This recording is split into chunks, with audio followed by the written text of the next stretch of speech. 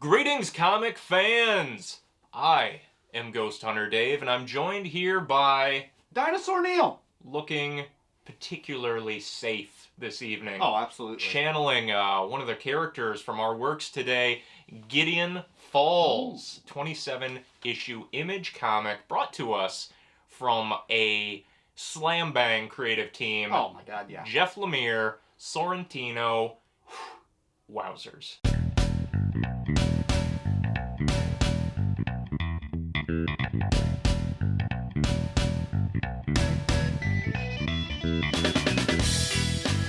Is it safe to take this off? Yeah, I don't believe there's any multi-dimensional cockroaches Okay. in my basement at this time. Picked through your garbage, there was nothing suspicious, so Okay. I think we're okay. We're okay. Whew. But still not a bad idea with, the pandemic happening. Oh, yeah. Keep the mask on for that. Thank Norton you. was ahead of the curve He on that sure one. was. So, Gideon Falls, Neil, this is something, this was our proto Discord book club. Yeah. We kicked it off with this because, as you may know, our Sandman, our Dream Stream, our live book club is happening right now. Yeah. We wanted to make sure everything was going to be okay, tested the water, sent out some copies to the friends, our patron backers, and it was Gideon Falls that took the bill on that. Absolutely. And it was a hit. It was. My goodness, with all of our fans out there. That's right. It was a book I've always wanted to read. Yeah. Heard nothing but good things. It's Right. an award-winning book. It won the Eisner Award in 2019 for Best Original Series. Yeah. And I believe Dave Stewart won for Best Colorist, which I would say is, he deserved it. Very deserving. 100%. The colors in this. The whole package. Oh, yeah. But we'll get to it. Oh, will we ever? So, Gideon Falls tells the story of a washed-up priest who has been reassigned to this small little rural town, Gideon Falls, following the death of his predecessor. Oof. Also, we're introduced to an OCD trash scavenger going by the name of Norton.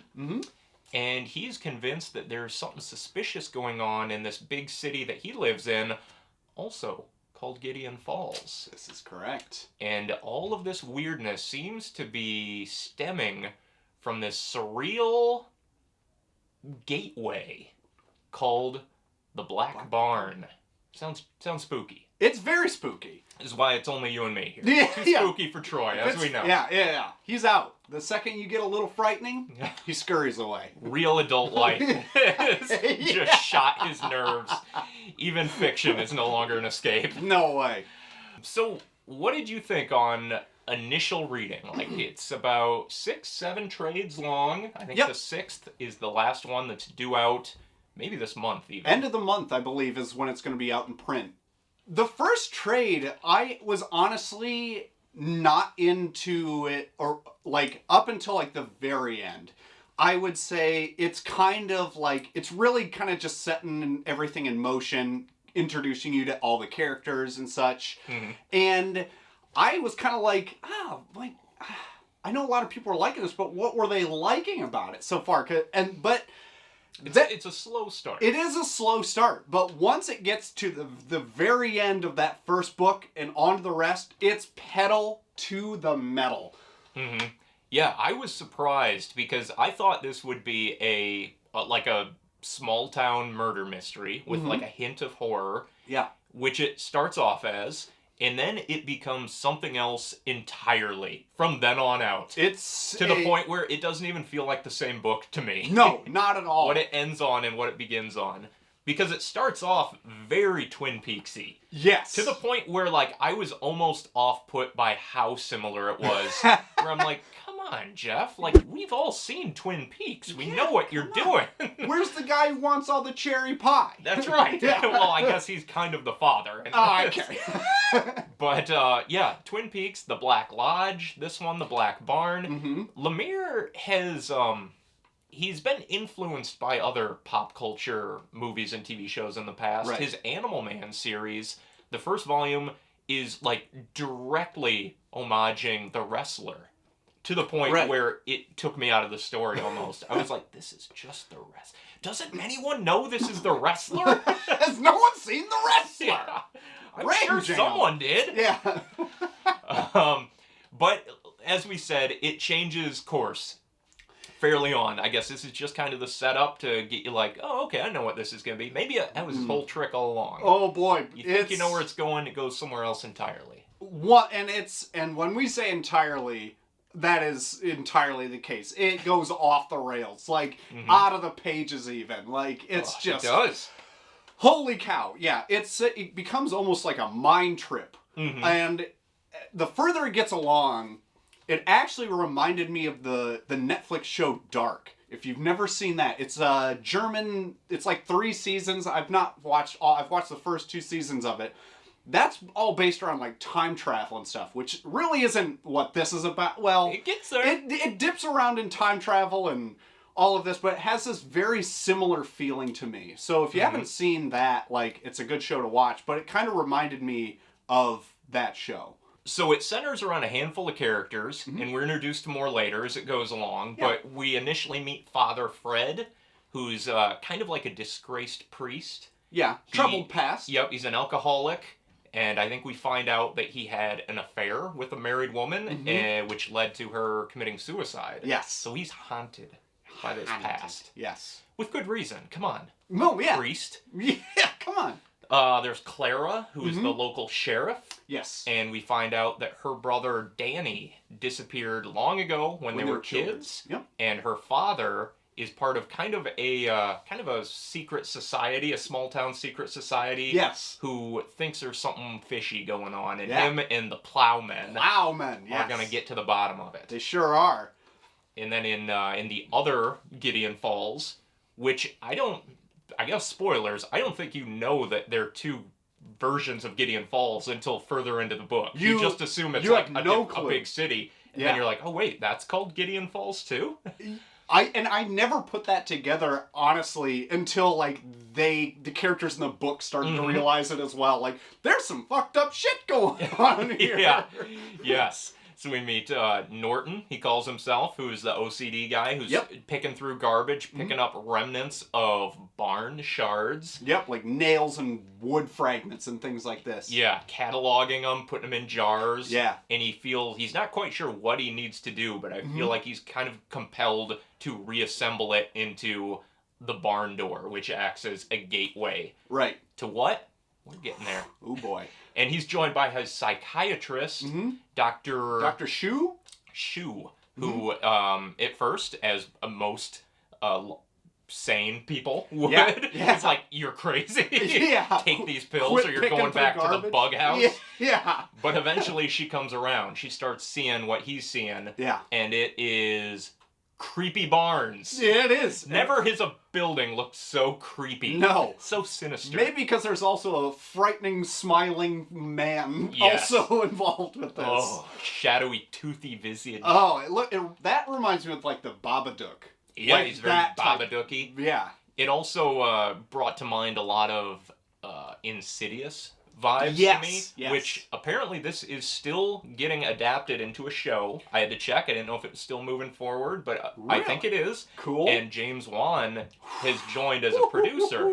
So I think that's a pretty good pairing. Like, as I read this, there aren't a whole lot of comic books that can, like, actually creep you out, I feel like. It's like books, I think, can do it. They can get under your skin. Right. And movies, obviously. I think it's harder in the comic medium. Yes. And I'm not sure exactly why, but maybe it's just something to do with, like, there's no sound effects and you're not quite as internally it's showing you. Yeah, there's a weird middle ground going on. Yeah, I guess it's like watching a horror movie without the sound on. Yeah, pretty much.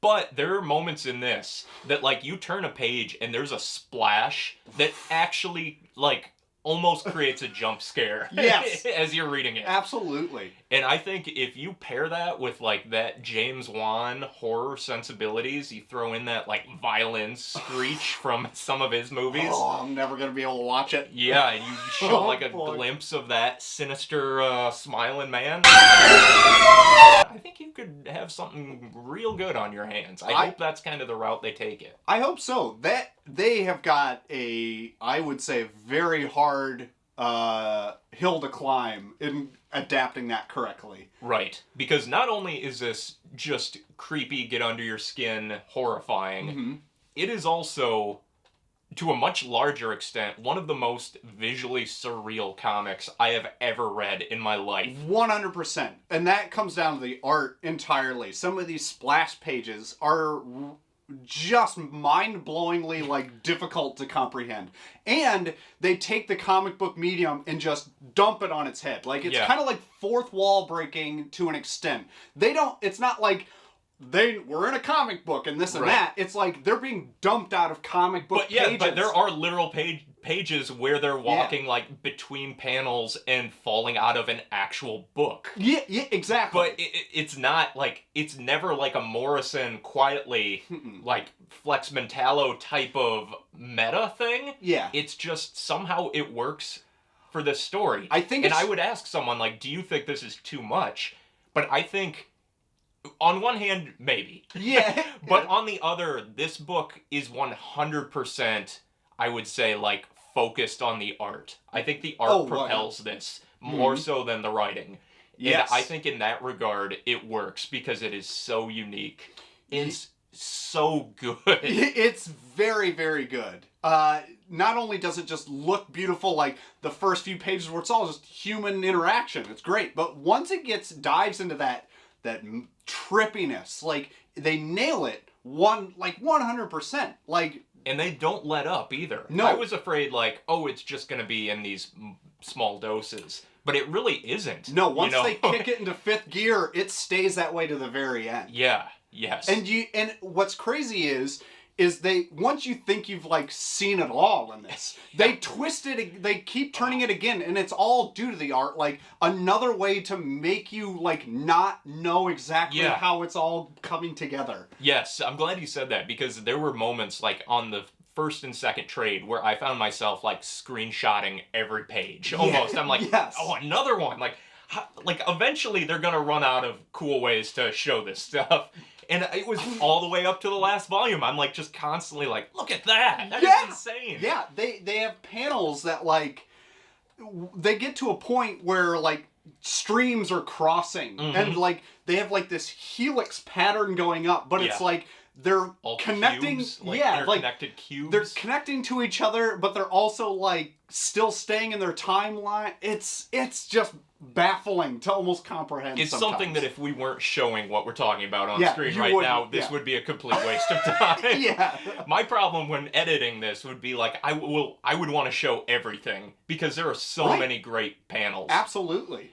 Yeah, and what immediately comes to mind when I read this is Frank Quietly. I mean, the style and the layout is so similar to what we've seen in his work. Yeah. Like on Flex Mentallo, some of, like, the continuous storytelling through Pax Americana, all these great books, but somehow this doesn't feel like it's ripping that off or anything. Not it's its own style, but it has that very similar approach. Yeah, I would say it's kind of got that level of detail to it, but what I like is Sorrentino takes, like, the Mignola style of shading, where it's like, if it's dark, it's jet black, and everything else, the color just kind of comes through on top. But it's like, there's no levels of shading. It's dark, or it's got that color to it. Yeah, Sorrentino has a very unique style of art. To the point where, if it isn't super trippy, I'm not sure if I would like it a whole lot, and just by personal preference. Right. Meaning, there's a lot of moments that seem very photo influenced. Yeah, I would almost say that is the case. Like, and I'm not sure. Like, I have no idea what his process is, but I got the impression that it was a lot of manipulated photos with, like, you know, some quick line work. Some very light line work, which I thought was weird. There isn't, other than, like, the colors, he doesn't use a lot of, like, thick black lines or shading. No. Yeah. It's almost coloring book page, like. Kind of, yeah. So a lot of this crazy, like, LSD-inspired, hallucinogenic panel layout stems from them going through the Black Barn itself, which is, like, a gateway to a multiverse. Yeah. Which, again, like, that is not what I thought this book would be at all. No, not at all. But, and we're spoiling this as usual. I'm just gonna throw it right out there. As it unfolds, we find out that there was a gentleman long time ago named Norton St. Clair. Yes. Not the same Norton that we know in present time. Mm-mm. He's a very he's a very dandy-looking thin man with a tweedly mustache. Yeah. And he was like an inventor, I guess. Yeah. And he created this giant machine called the Pentaculus, I think, was what it was called. I think so. That's what one of these is called. Yes, the Pentaculus. And that acts as like some sort of like multiversal doorway. Yeah. And he builds it in this big black barn. Mm-hmm. And a mob of townspeople interrupt his first experiment, and things kind of go awry. And basically that messed up the time stream, I guess. Yeah. And it seemed to me like the reason Gideon Falls is so important, the town and the location, is that Gideon Falls, I believe, is located dead center in the multiverse itself. Yes. Yeah. And everything that happened almost like ripples out of that and has created all these different layers of time and alternate worlds that the characters pass through. Right. And you get to see a lot of these too. Like this Norton one, Norton Sinclair, it was 1800s or something back in those days. Yeah. But like you see it then, you see so far in the future. Steampunk, yeah. There's a super, like, totalitarian, authoritarian future. Yeah. There's, like, a Wild West. There's just, and towards the end, that's kind of what it is. They're almost, like, time-hopping on their race to try to, like, reunite as characters and stop this evil Norton from... It's been a little while since I read it. You just finished it. Yeah. What does he want? Destroy reality, something? Bring... He wants it to collapse all on itself. In the center. Yeah. And Norton himself is being kind of possessed by this evil force. Yeah. In the heart of this multiverse. Like, almost like the negative force. Some dimensional being. Cockroach. Yeah, exactly. He is a very bug-like creature that is essentially... Is that him now? Put him on. See what his deal is. Oh, yeah. We're dead. Oh, no. The hero's plan didn't work out. We're done for.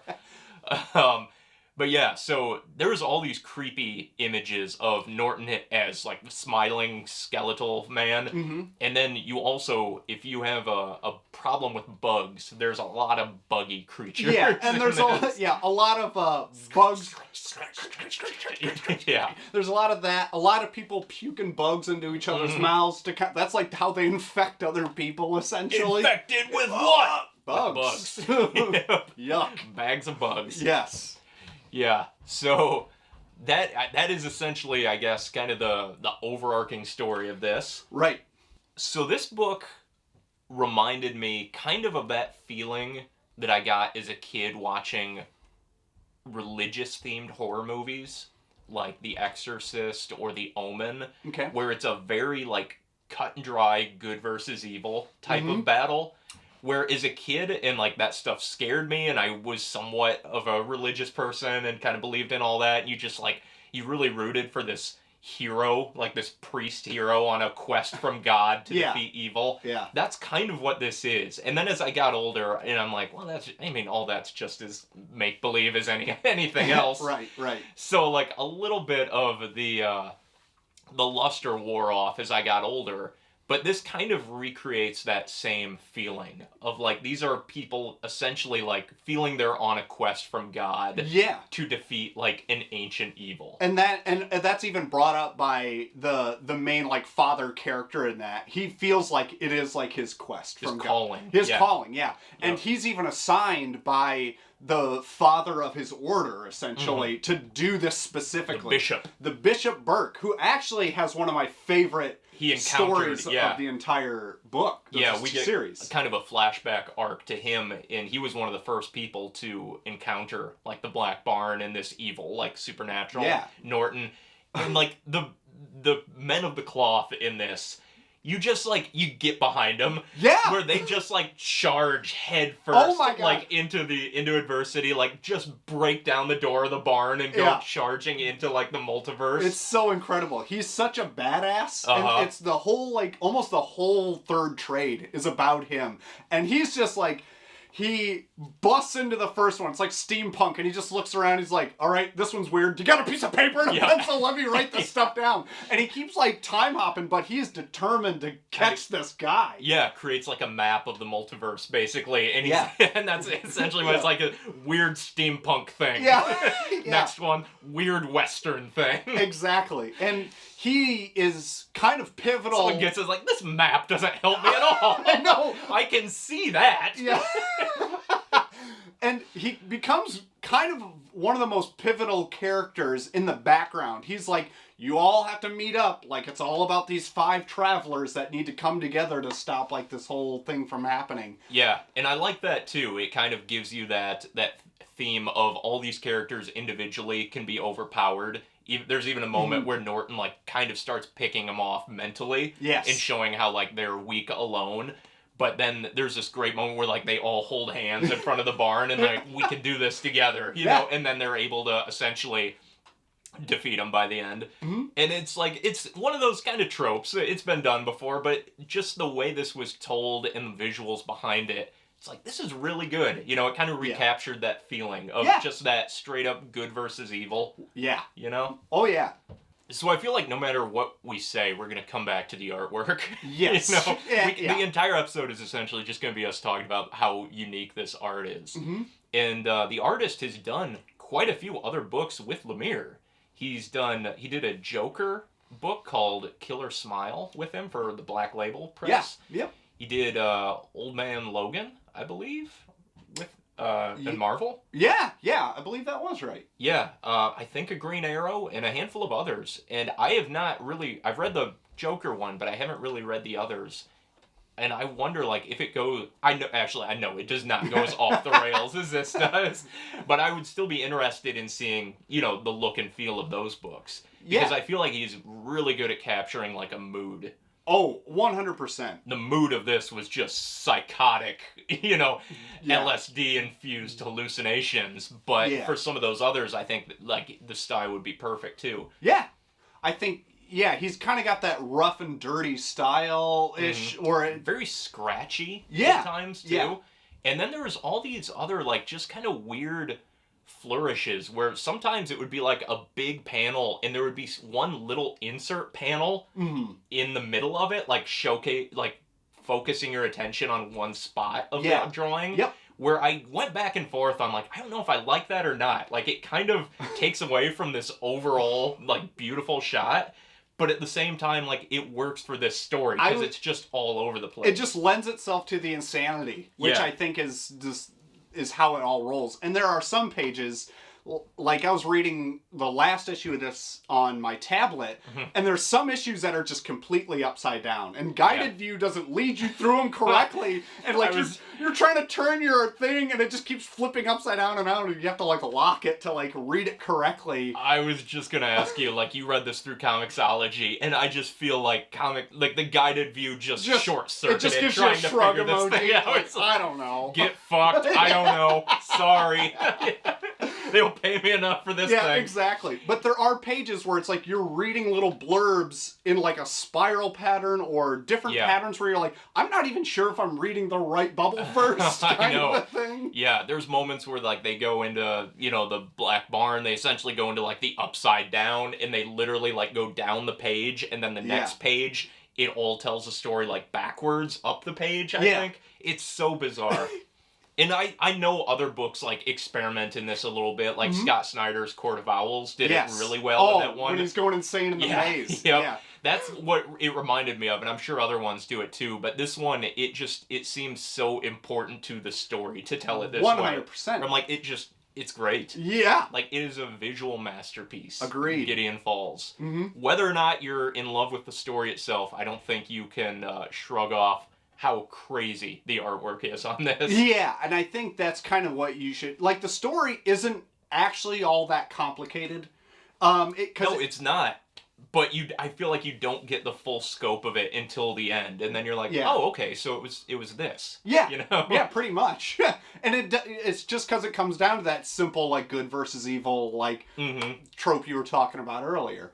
As long as you kind of get that... Like, and the dimensional stuff isn't all that complicated once they, because a lot of them are hopping through it, and it's mostly nonchalantly. So, like, all of that really doesn't matter. Just as long as you understand, like, what their motive behind what they're doing is, like, it's pretty straightforward, in all honesty. Mm-hmm. Thinking about, like, how this is collected, like, you know, they're in your normal trade, soft cover. I feel like this will eventually get some sort of massive hardcover release. Mm-hmm. And I don't think Image does a whole lot of omnibuses, which might be in favor of this, because can you imagine how much of the book would be lost to the gutters if you couldn't, like, open it flat? Well, There's so many 2-page spreads that I feel like if you were just reading this as a book, not as a printed comic with staples, you know? Yeah. Or not digitally, but if you're reading, like, a thick trade of this, you were gonna have to, like, spread this thing out. Yeah, there is a lot of moments where the thing is directly in line with the center. Yes, because it is so, like, symmetrical. All the artwork is very symmetrical, and I was afraid of that. As I was reading, I'm like, am I seeing everything in this? Like, I really want to, like, iron down ruin these books real quick. Yeah. I'm like, I'm gonna read this, but I don't think it's gonna be able to, like, be read again afterwards. No. It's gonna be falling apart. It's gonna be useless. Yeah. Yeah, I think that's probably the way to do it then, if you're not looking to ruin a giant, thick book. Yeah. So, as the book wraps up, the heroes overcome the evil. Mm.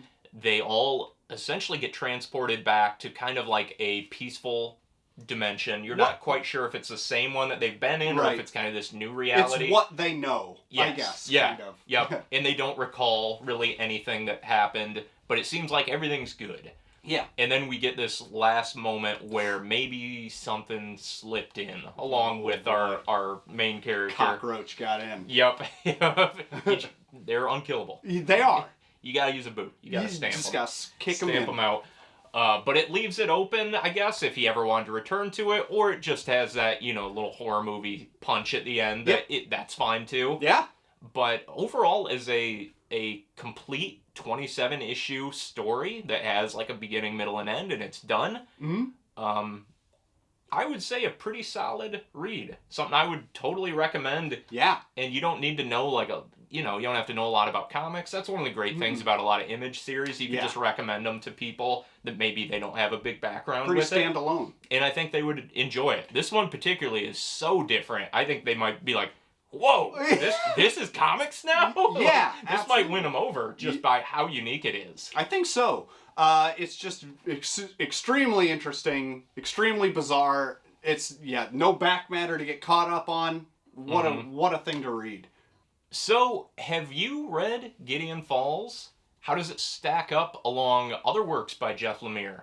I like Lemire because he writes concise stories. Yes. You know, he writes a shit ton, but like you could pick him up, read it, be done with that one, and move on to the next. There isn't a whole lot of just like ongoing stuff.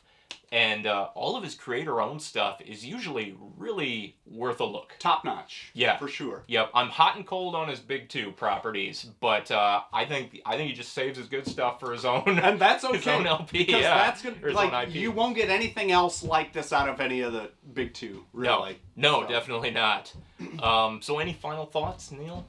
Gideon Falls? Something that ended very differently than what we thought. Starts as a small-town murder mystery, ends with them running through time-hopping, multi-dimensional, meeting cybernetic hookers and fleeing from giant cockroaches. Like, if that doesn't perk your interest, I don't know what will. I think it's a 100% must-read if you're looking for something new and interesting. I highly recommend. I would definitely check it out. Mm-hmm. Yeah. Yep. One of those where, as we've said, the artwork overtakes every other aspect of the story. Yes. And in this case, I think it's okay. Yep. Sometimes you might say, like, it's too much. It's style over substance. Not here. I disagree on that one. 100% here. I mean, it is, but I'm okay with it. So yeah, if you've read it, let us know what you think. Yeah. If Get you have out any, there. if you have any... can I finish? If you have any other suggestions that are similar to this, let us know. And if you have any other recommendations for Sorrentino, I'm not super familiar with a whole lot else that he's done. So I would be willing to take a look. He's, I believe, a European comic artist. So I don't know. Maybe we've only gotten a taste of his backlog. Yeah, looking forward to more. Yeah. So let us know what you thought of Gideon Falls down in the comments below. And if you're interested, hit us up on Patreon, where you can get, membership bonuses and stuff. Get into our Discord channel, for God's sakes. Chat with us 24/7. Some Imperious Rex Get merch, some bottle openers for all those hard-to-open bottles. Ah, yeah. God, I mean, you don't have to, but if you want to support the show, this is something we just do for the hell of it. We all have day jobs. Yeah. It's kind of a drag to make this show. So, if you want to give back, we appreciate it. You don't have to, but you know what? Everything helps. Yeah, but, absolutely. We're happy to be building this community. And, until next time, I suppose. Oh boy, I've been Dinosaur Neil. And I've been Ghost Hunter Dave. Enjoyed the Max, obviously here in spirit. This one is a bit too spooky. He'll be here next time. Yeah, when he's not too scared. That's right. Yep. And this has been Imperious Rex.